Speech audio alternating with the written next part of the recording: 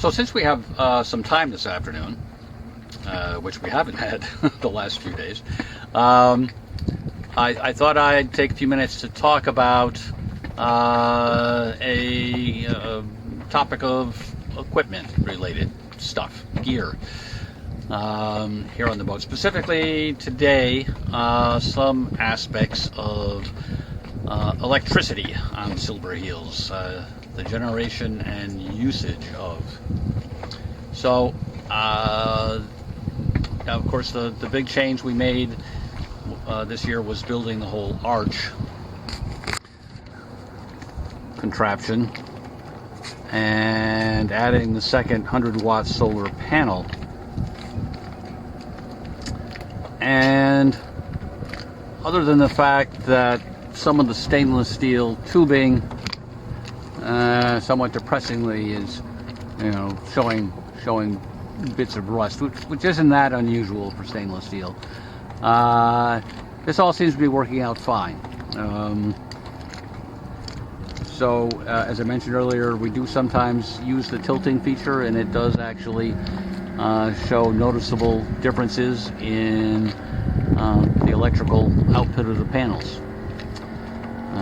So while we're on the topic of electrical generation, of course the outboard also generates electricity when it's running, and it actually, well, I haven't been able to isolate it, so I know exactly how much it is, but it's a decent number of amps, maybe around 5, I'm going to say.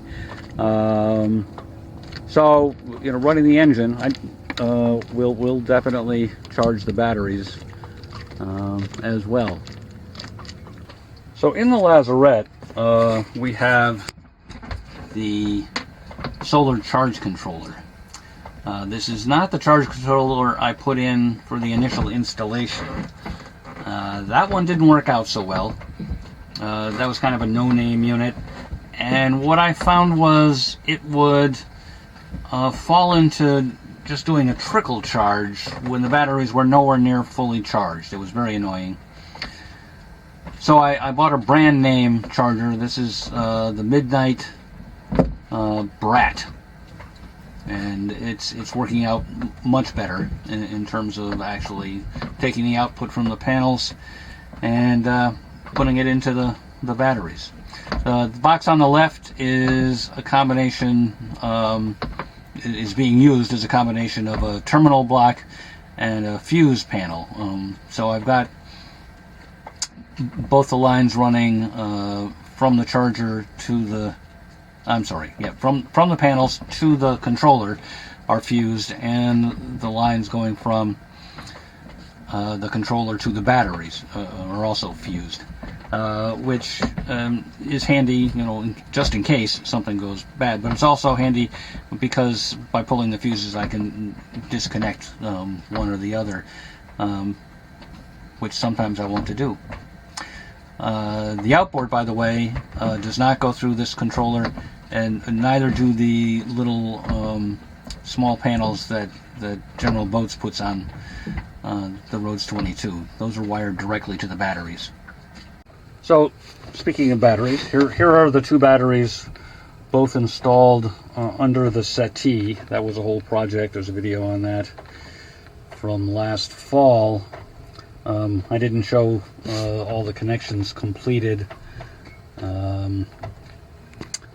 So under here are fuses, and under that red cap over there as well. So one fuse is for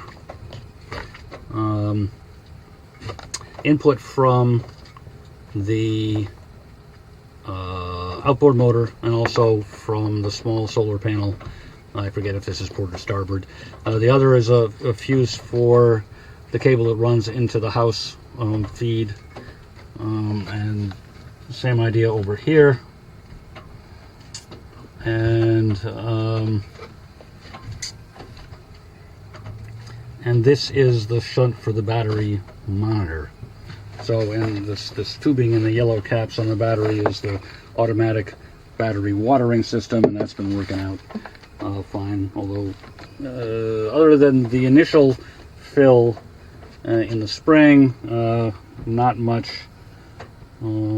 additional distilled water has been needed.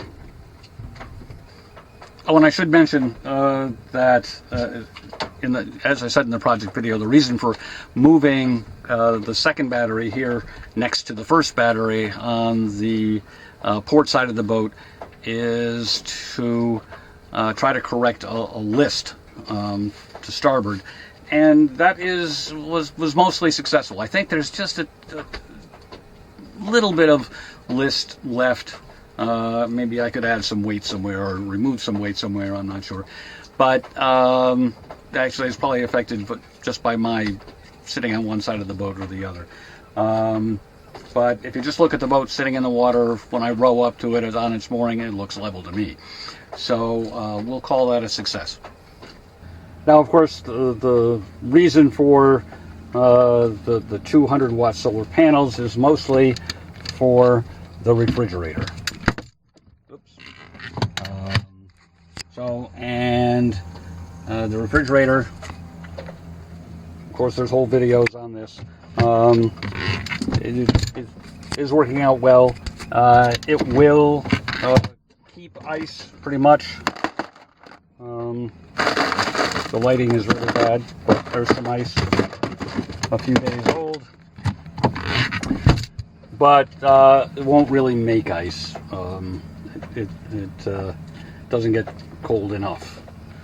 Generally, the freezer area will stay right around 30.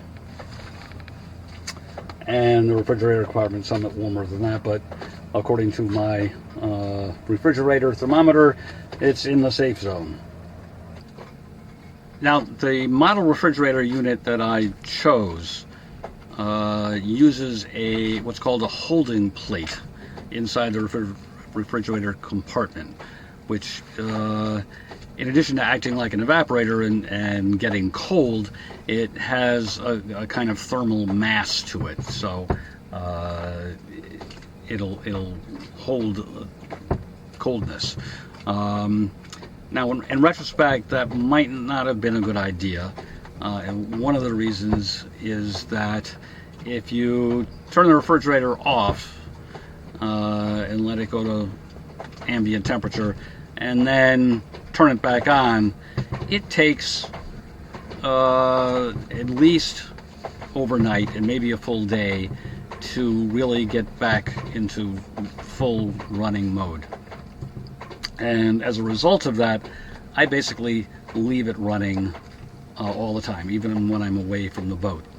But I was nervous about doing that because if we get a whole bunch of cloudy weather, maybe the batteries would be drained down so low that they would be damaged. Now, the documentation for the refrigerator says that it has a low voltage disconnect in it, but I don't remember the number, but the disconnect voltage was so low, I'm not even sure you could get a 12 volt battery down that low. I think it was like 10 volts. You shouldn't do that. So I bought a separate low voltage disconnect switch that I found on Amazon. The ones that are easy to find on Amazon, none of them have their own like containers, so I had to build a box for it, which wasn't a big deal for me,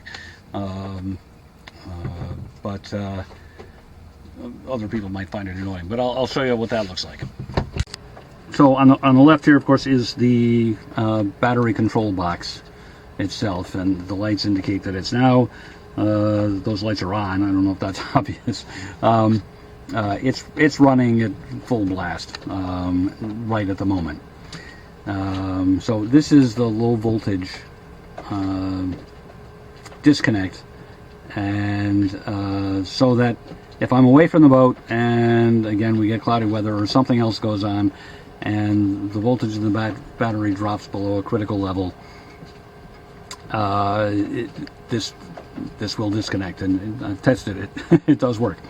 And then when the charge builds back up, it'll turn back on. So I don't think this is, triggered very often, but I have no real way to tell.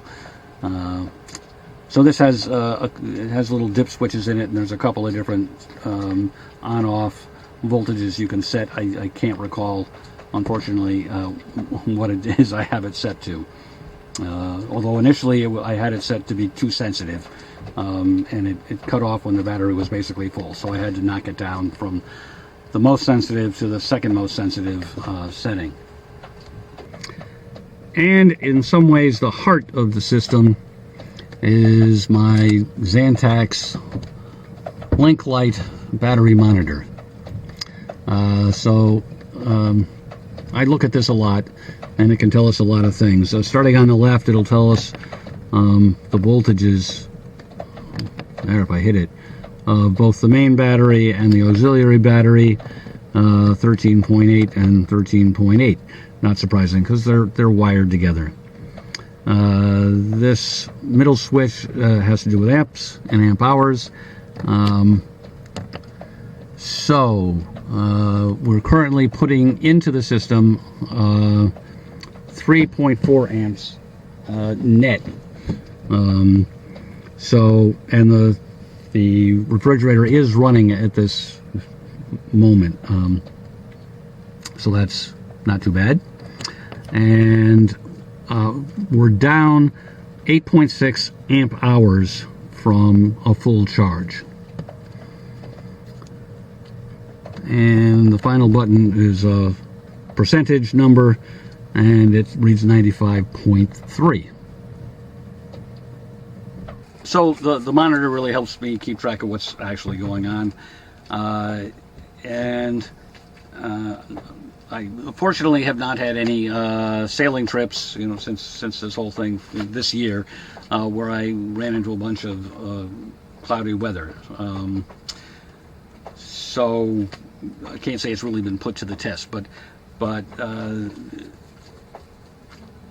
it basically overnight, running the battery overnight will bring the batteries down to about an 85% charge level. And so far there hasn't been a day where it hasn't come back up to 100 or very close to 100. If it gets above 95, that's really close enough, because once you get close to 100, the rate of charge starts to fall off. So, you can't really say there's not enough capacity in the system if it doesn't happen to get up to that last few percent. But it quite often it does get back up to the full 100%, and it'll flash full, and that's always nice to see. So that's the electrical system, or what you can see. The rest of it is pretty standard stuff, LED lights here and there, and all important USB charging plugs for iPhones and iPads and that kind of thing. So I think that'll be it for the equipment related discussion today.